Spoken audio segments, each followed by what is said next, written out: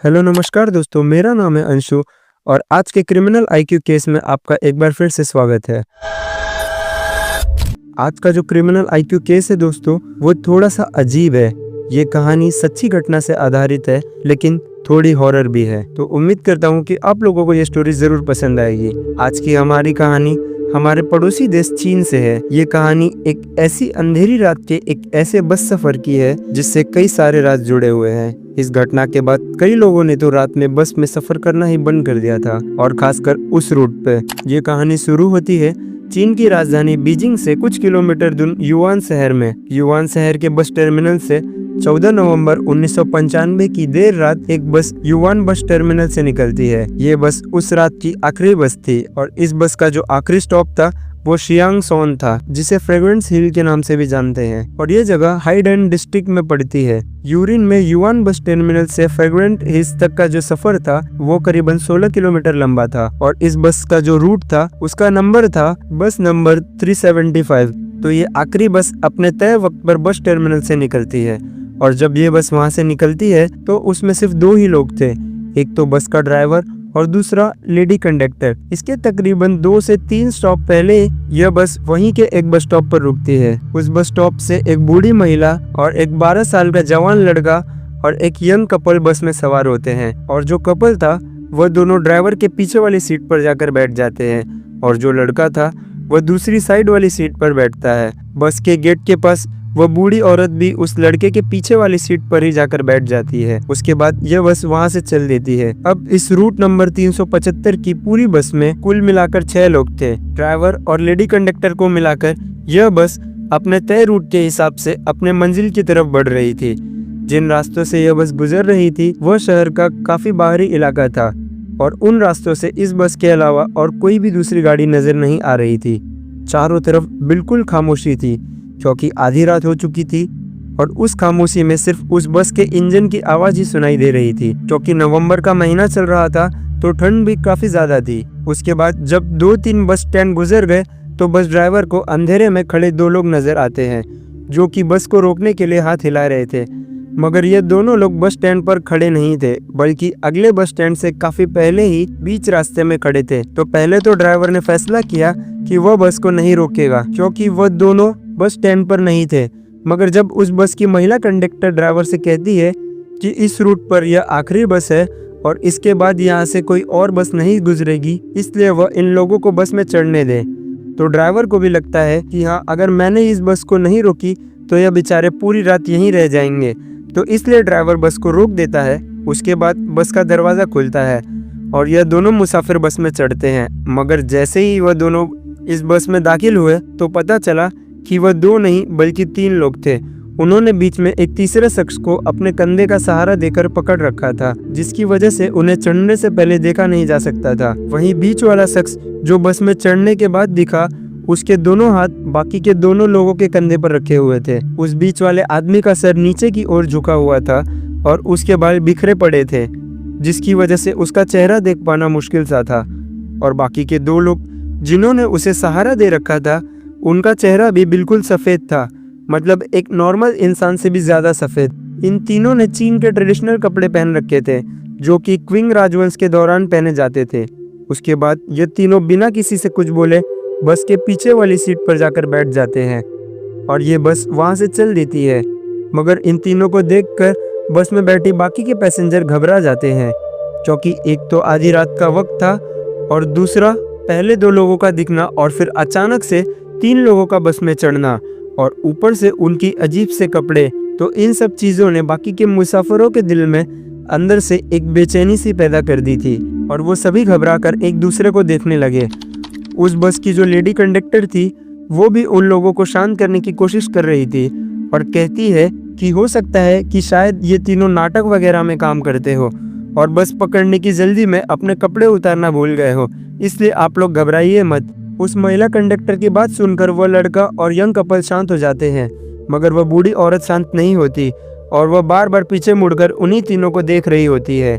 उसके 2 से 3 स्टॉप के बाद वह जो यंग जोड़ा बस में बैठा हुआ था, उनका स्टॉप आ जाता है और वह बस से उतर जाते हैं, और फिर यह बस अपनी मंजिल की तरफ चल देती है। अब उस बस में टोटल 7 लोग सवार थे।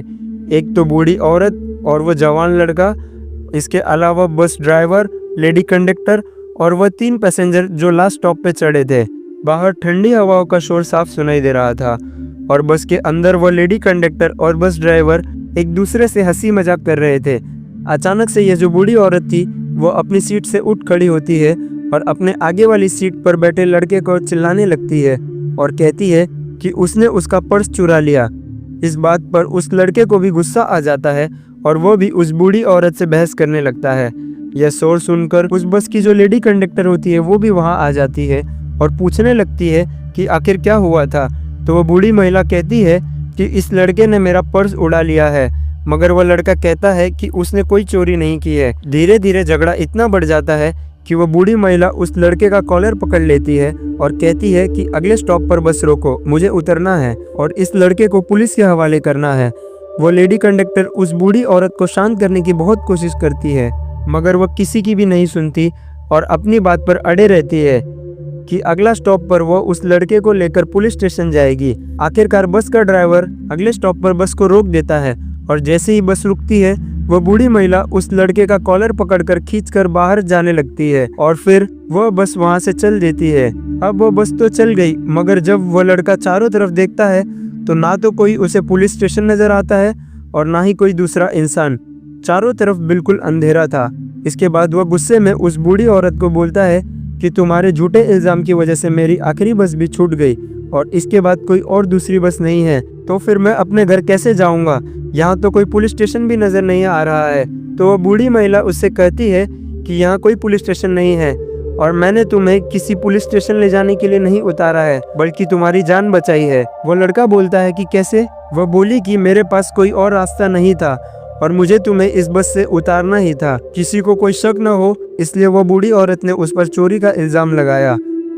औरत की यह बात सुनकर वो लड़का सोच में पड़ जाता है और कहता है कि तुमने मेरी जान कैसे बचाई है? तो वह बोलती है कि तुम्हें वह 3 लोग याद है जो आखिरी बार बस में चढ़े थे? तो वो लड़का कहता है हाँ याद है, थोड़े अजीब से तो थे। वह बोलती है कि जब वो बस में चढ़े थे तभी से मुझे उन पर कुछ अजीब सा लग रहा था, इसलिए मैं बार बार पीछे मुड़कर उन्हें देख रही थी। इसी बीच एक बार खिड़की से तेज हवा उसके अंदर आ गई और उनके कपड़े हवा में उड़े तो मैंने देखा कि उन तीनों के पैर गायब थे और मुझे पक्का यकीन हो गया कि वह तीनों इंसान नहीं हैं। मुझे अपने साथ साथ तुम्हारी भी जान बचानी थी, इसलिए मैंने तुम पर झूठा इल्ज़ाम लगाकर तुम्हें बस से उतार दिया। जैसे ही यह बात उस लड़के ने सुनी तो उसके पसीने छूट गए। उसके बाद ये दोनों थोड़ी दूर आगे पुलिस स्टेशन की तरफ बढ़े और इन 3 रहस्यमय लोगों के बारे में पुलिस को बताया। और जब उस बूढ़ी औरत ने यह बताया कि उन तीनों के पैर नहीं थे तो पुलिस को लगा कि वो मजाक कर रही है और हो सकता है कि ये उसका वहम हो। फिर पुलिस दोनों को अपने अपने घर भेज देती है। उसके बाद 14 नवंबर 1995 की वो रात बीत गई। अगले दिन 15 नवंबर को एक चौंकाने वाली चीज हुई। पता चला कि रूट नंबर 375 की जो आखिरी बस वाहन बस टर्मिनल से निकली थी जिससे फ्रेग्रेंट हिल्स पहुंचना था, वह बस फ्रेग्रेंट हिल्स के पास बस डिपो पहुंची ही नहीं। मतलब कि जिस बस को 14 नवंबर की रात को ही बस डिपो पहुंच जाना चाहिए था, वह बस अभी तक गायब थी। और न सिर्फ बस गायब थी बल्कि उसके साथ साथ बस का ड्राइवर और लेडी कंडक्टर भी गायब थे। इसके बाद बस डिपो वालों ने पुलिस के पास बस की मिसिंग रिपोर्ट लिखवाई। अब जैसे ही पुलिस को पता चला कि रूट नंबर 375 की वह आखिरी बस गायब हो गई तो उन्होंने वह बूढ़ी महिला और उस लड़के को बुलाया और फिर उन दोनों से पूछताछ के लिए उन्हें पूछताछ कक्ष में ले गए। उन दोनों ने फिर से वही कहानी दोहराई, पर इस बार पुलिस ने उनकी बातों को सीरियसली लिया और बहुत ध्यान से सुना। मगर कहीं से यह बात मीडिया में लीक हो गई और देखते ही देखते रूट नंबर 375 की बस गायब होने और उससे जुड़ी यह कहानी लोगों में आग की तरह फैल गई। लोग इसको लेकर तरह तरह की बातें बनाने लगे। इधर पुलिस भी उन सब की तलाश में जुटी थी, मगर उन्हें कोई भी कामयाबी हाथ नहीं लग रही थी।